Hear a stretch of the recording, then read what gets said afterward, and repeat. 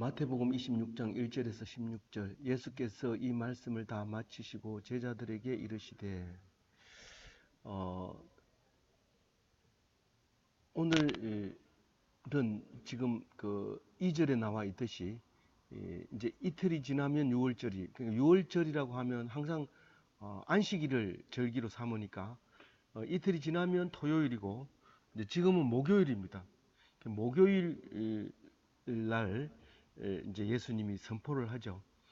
이제 6월절이면은 내가 십자가에 못 박히기 위해 6월절인데 이틀이 지나면 6월절인데 내가 그 전에 십자가에 못 박히기 위해서 오늘 8일이라 이제 이런 말씀을 하게 됩니다. 이제 목요일 날 저녁에 이제 말씀 이제 8일 것을 이야기를 하죠. 사실 이제 목요일 전 화, 수, 목, 일요일은 이제 그 종려주의를 해서 종려나무를 꺾어서 이렇게 흔드는 기념일이 됐는데, 일요일은 이제 예루살렘 입성하죠. 나귀를, 새끼 나귀를 타고 가랭이에다 넣어가지고 어그적거리면서 예루살렘 성으로 들어가고, 사람들이 겉옷을 나귀 등에도 깔고 바닥에도 깔고 이러면서 호산나 소리를 치는데, 그게 이제 주일날 이제 종려주일이 되는 것이고요. 그 다음에 월요일 날 이제 가가지고 성전을 이제 청소하고 막 이렇게 둘러엎고 이렇게 야단치고, 월요일 날 이제 저녁에 오다가 그 이제 무화과 나무를 저주하는 사건이 생기면서 화, 수, 목 3일간 이제 말씀으로 가르치고, 가르치기 전에는 종교 지도자들이 와서 수없이 이제 시험을 하고 감당을 못하고 그냥 간 사건이 있고, 그 뒤부터는 이제 가르치는 이야기가 쭉 오고, 오늘 이제 마지막 이제 가르침을 이제 받게 되는데, 오늘 목요일 날 저녁에 이제 내가 8일이라 그렇게 얘기를 합니다. 그리고 오늘 세 가지가 나오는데, 이제 예수를 죽이려고 하는 음모가 나오고, 그 다음에 예수의 장례를 준비하는 사람이 나오고, 예수를 십자가에 못 박이도록 내주는 제자가 나오고, 이렇게 세 가지가 한꺼번에 나옵니다.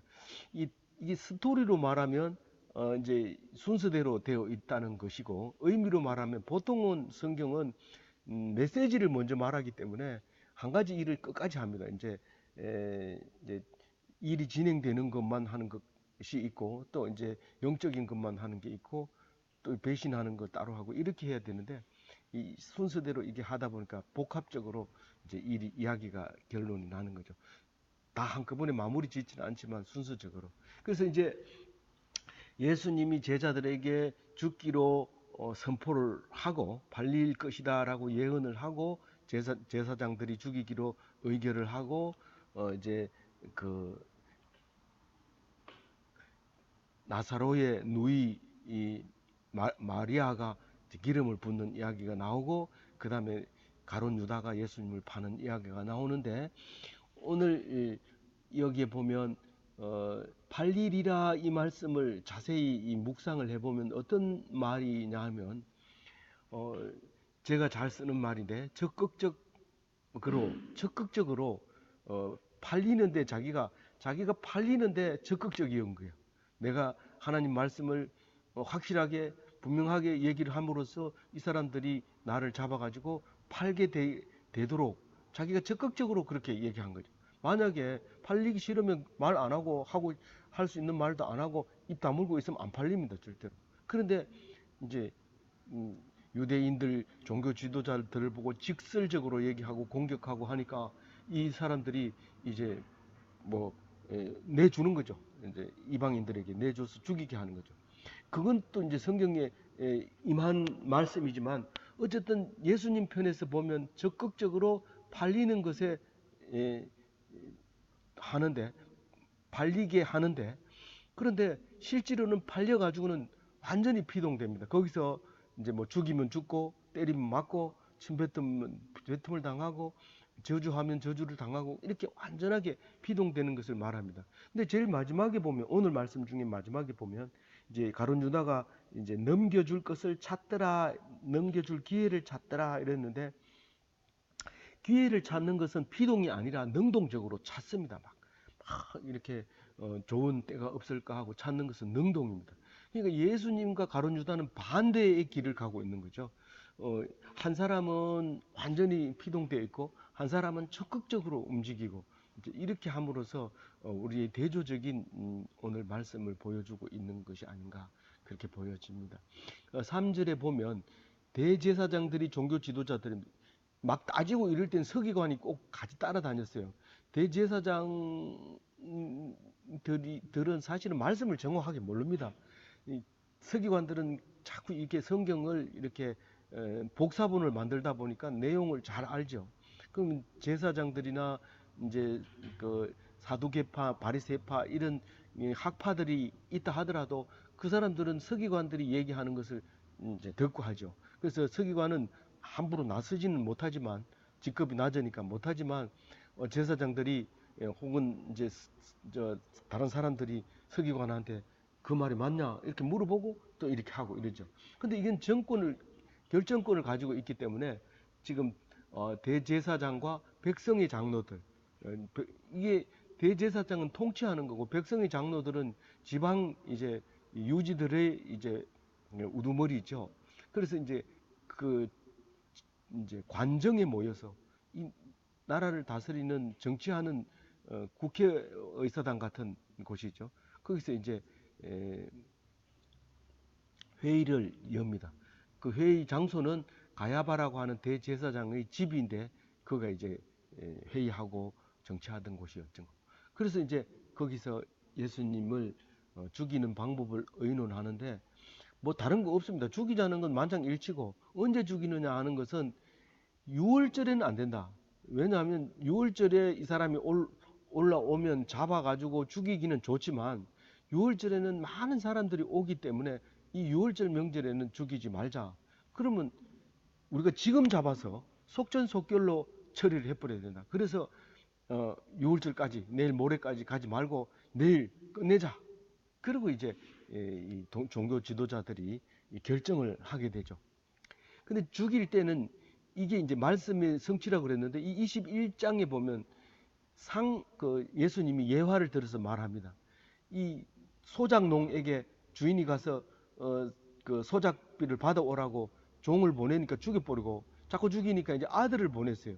설마 아들은 죽이지 않겠지 보냈는데 그 아들을 죽이고 나면 이제는 뭐 상속 받을 사람도 없으니까 우리 마음대로다.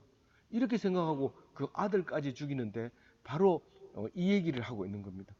이 종교 지도자들은 많은 선지자들을 죽여놓고 예수님까지 죽입니다. 그렇게 함으로써 그 비유가 이제 이루어지게 만들어 주게 되는 거죠.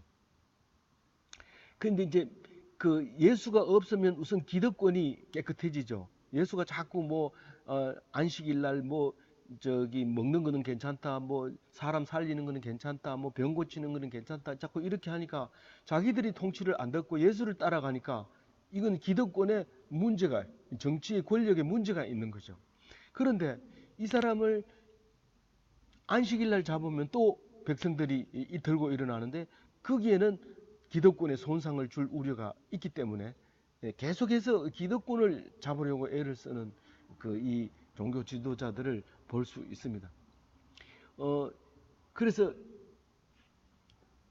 그것 때문에 결국은 예수님이 죽게 되는데 예수님이 왜 죽었냐? 기득권 때문에 죽었다. 그렇게 말해도 되는 거죠. 6절부터는 이제 딴 얘기를 하는데요.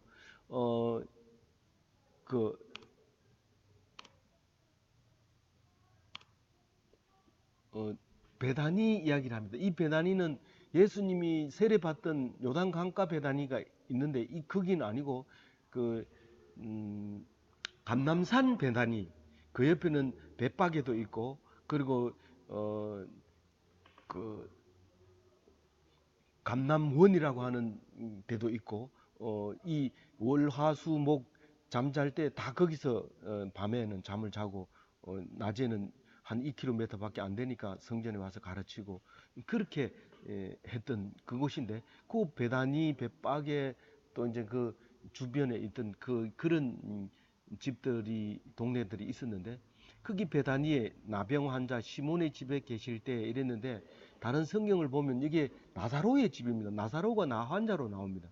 그래서 자매들 둘이가 있는데 마르다와 마리아가 있다. 요한복음에는 이제 그렇게 표현을 하고 있습니다.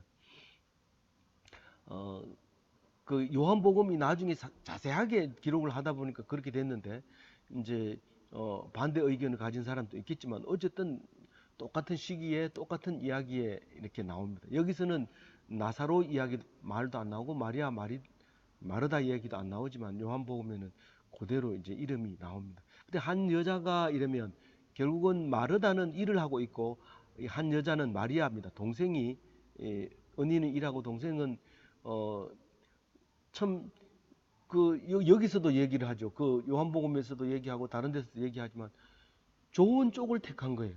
마르다는 막 그때 나사로가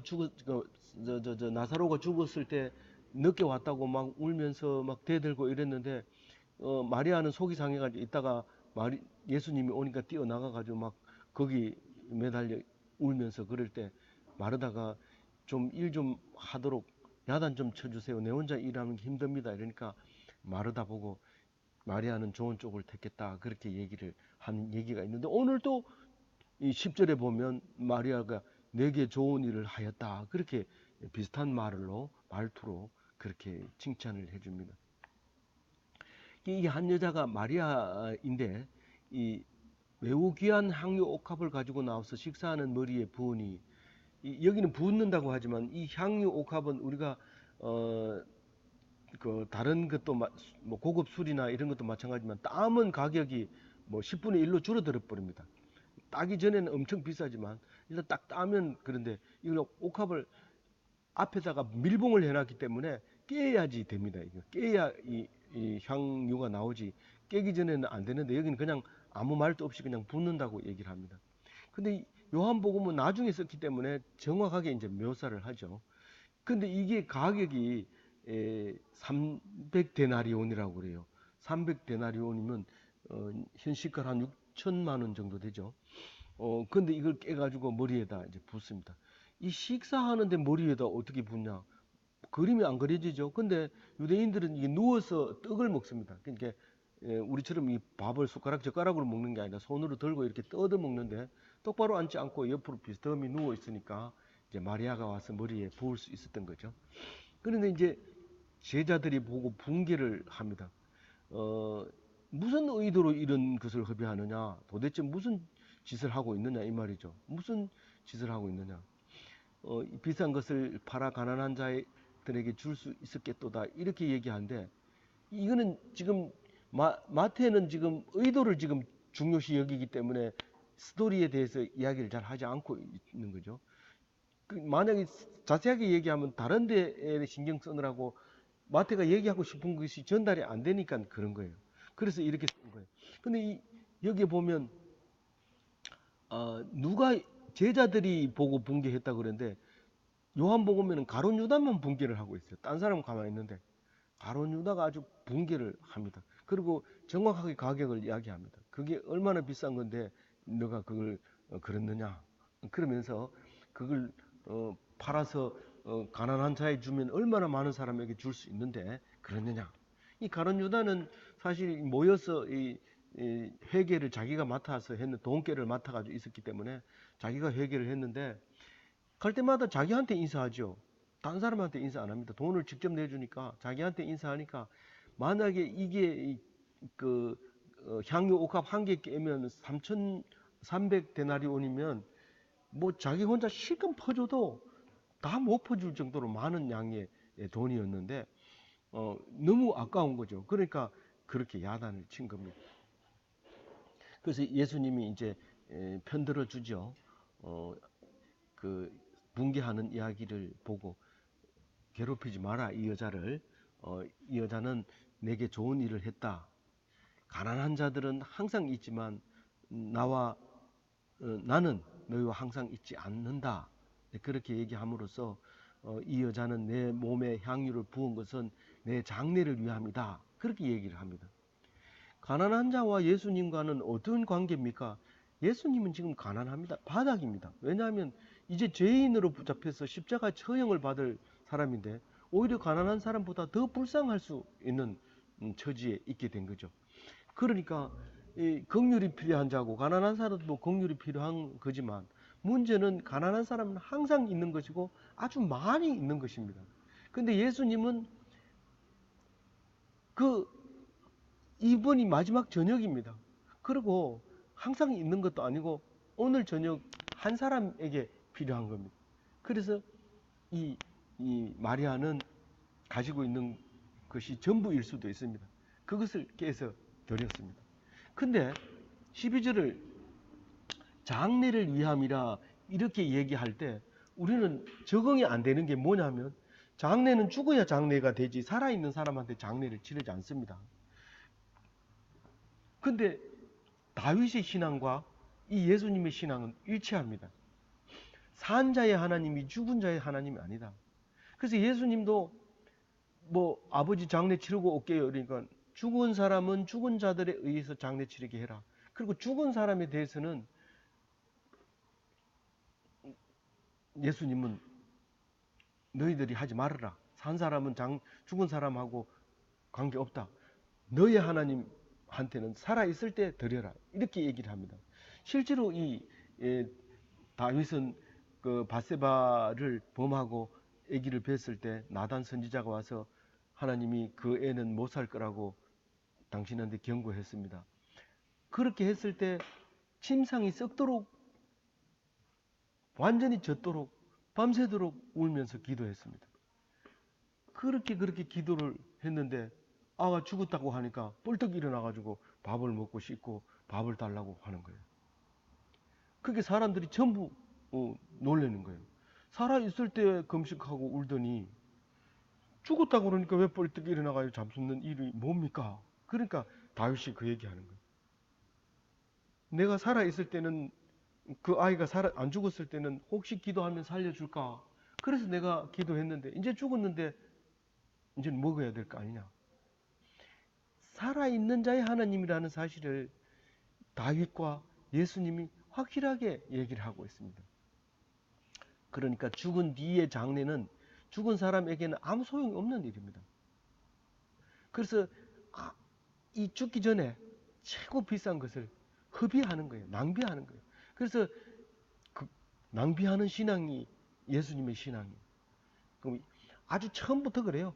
이삭도 그냥 일부러 거두지 않고 계속 남겨두고 곡식도 끝에까지 다 베지 않고 일부 남겨놓고 과일도 다 안 따고 일부 남겨놓고 올리브 나무도 열매를 다 안 따고 남겨놓고 그렇게 하는 것이 성경에 나와 있고 그대로 하라는 거예요. 산 사람을 위해서 필요한 거고 죽은 사람 위해서는 여기에는 하나님 죽은 자의 하나님은 아니다. 그렇게 얘기를 함으로써 이제 이 사람의 장래가 옳다는 것을 말하고 있는 겁니다. 그러면서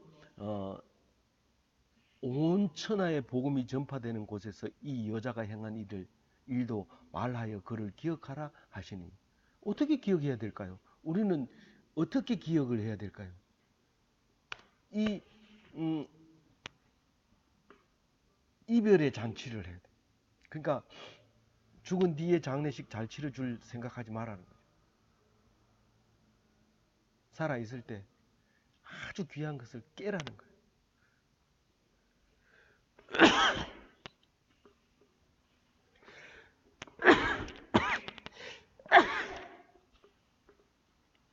그러기 위해서는 그걸 깰 수 있는 것은 말씀에 입각하지 않고는 깰 수 없고 은혜가 없이는 될 수 없습니다. 믿음이 없이는 될 수 없다는 겁니다.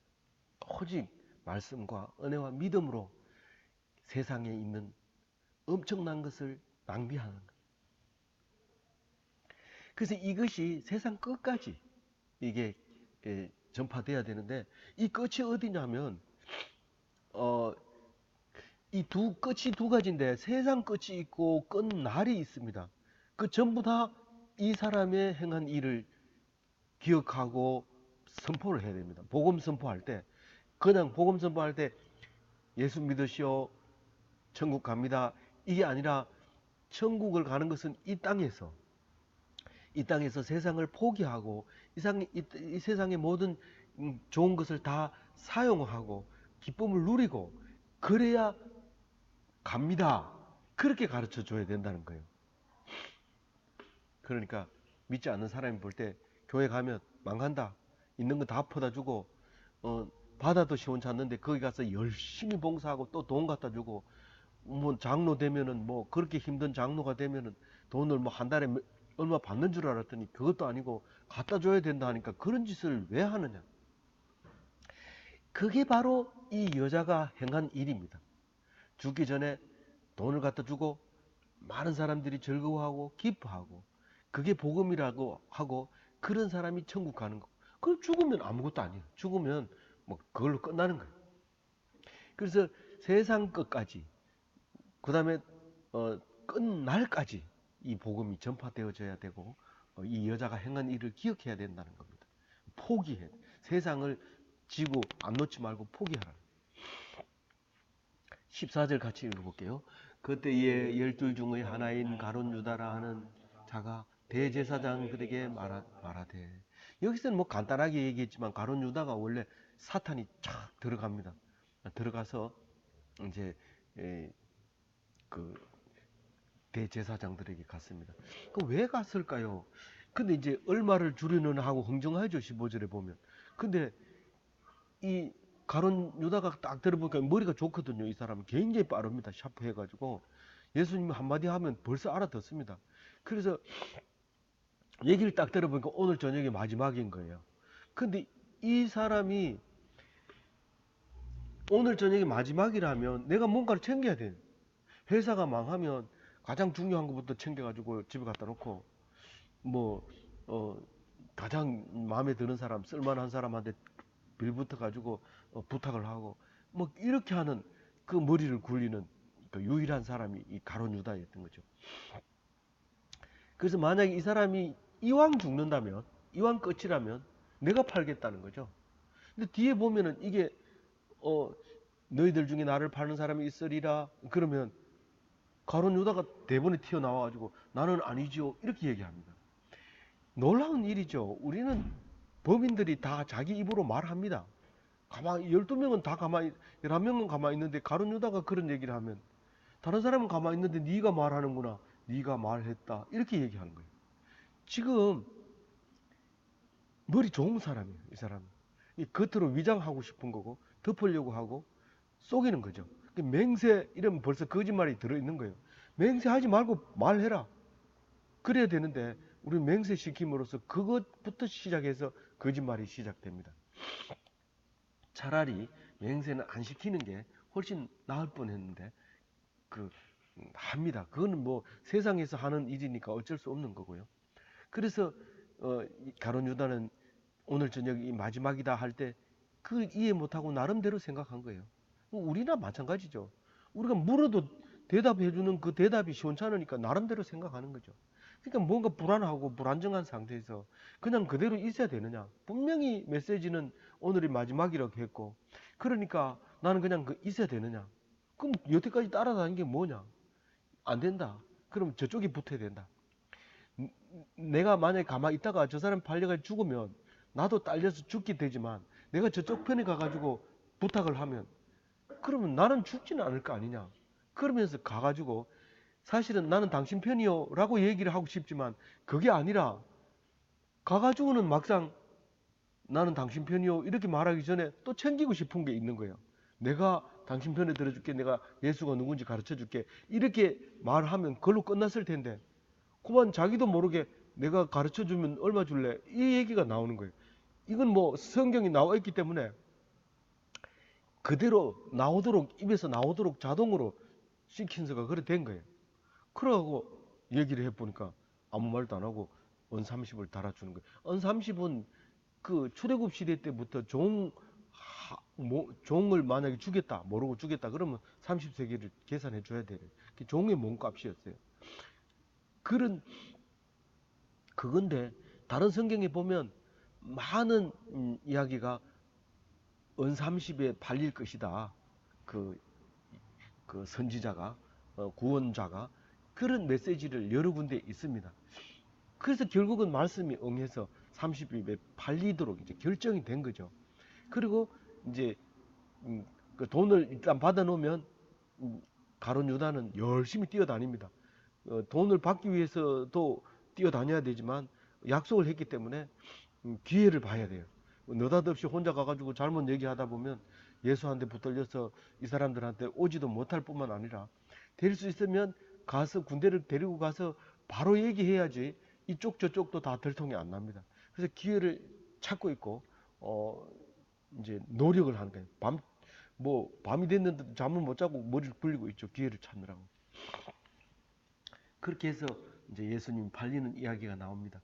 그 가룟 유다는 그 돈을 써보지도 못하고 성전 내다 던져버립니다. 나는 죄가 없다 이러고 던져버렸는데 제사장들이 이거를 어떻게 성전 교회에다 넣는단 말이냐?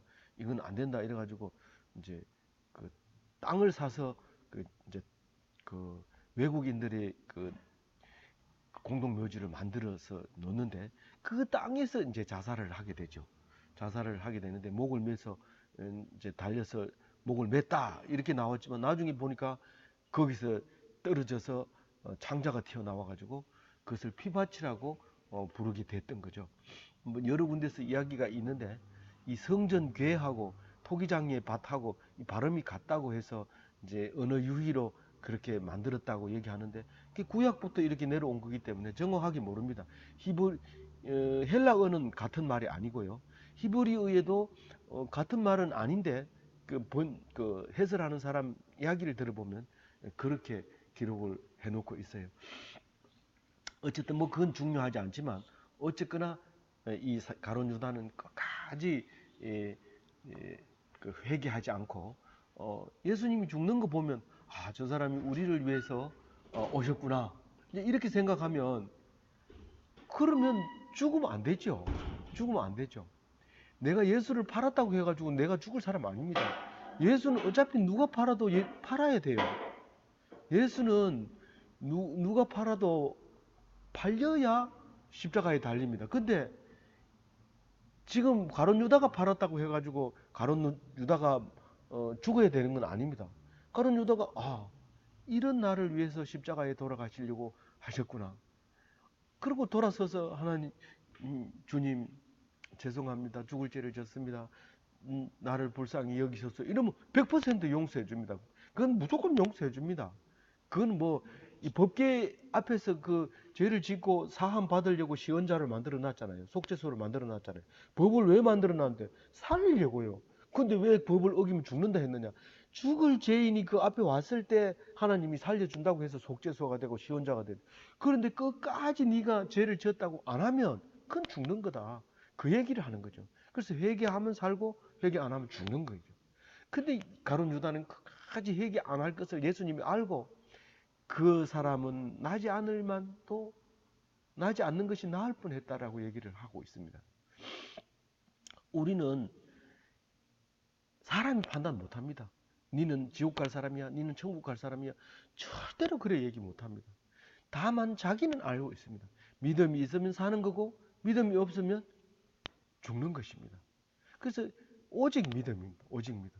뭐 누가 뭐라 했느냐 그것도 중요하지 않고 누가 뭘 했느냐 공로를 세웠느냐 그것도 중요하지 않고 언제부터 믿었느냐 그것도 중요하지 않고 오직 현재 내가 하나님께 믿고 있느냐 나중에 뭐 믿음이 변해서 불신하면 어떻게 해요?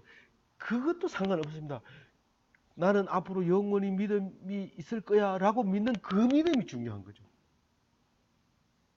그랬다가 만약에 안 믿게 되면 그럼 그 말은 어떻게 된 거예요? 과거에 했던 말은 어떻게 그렇게 생각하는 게 불신이라는 거 아니에요.